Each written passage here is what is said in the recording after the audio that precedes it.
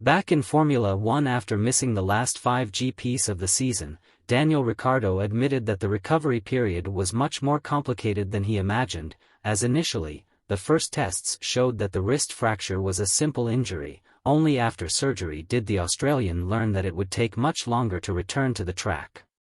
Ricciardo fractured his left hand after throwing his own car against the protective barrier during Free Practice 2 in Zandvoort. The reaction was to avoid colliding with Oscar Piastri, who had spun moments before and left part of the car across the track in a high-speed section. "I would say the recovery was more difficult than I thought, but I also think I'm a little weak," said the AlphaTauri driver. "When the accident happened and we became aware of which bone had broken, they seemed very calm about the recovery," he added. "But when we performed the surgery in Spain, more tests were done, and the fracture was much worse than it seemed at first glance. That's why my recovery took a lot longer, and everything became a little more painful for me," added Ricciardo, who has been replaced by Liam Lawson in Faenza's squad since then.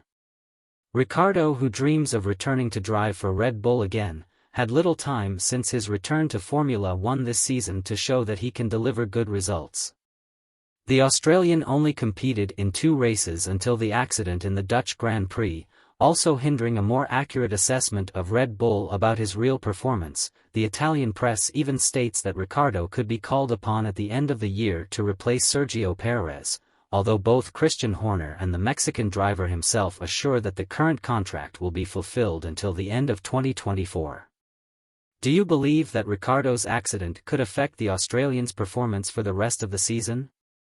And end your dream of returning to the Red Bull once and for all? Leave your opinion below and don't forget to subscribe to the channel and like this video.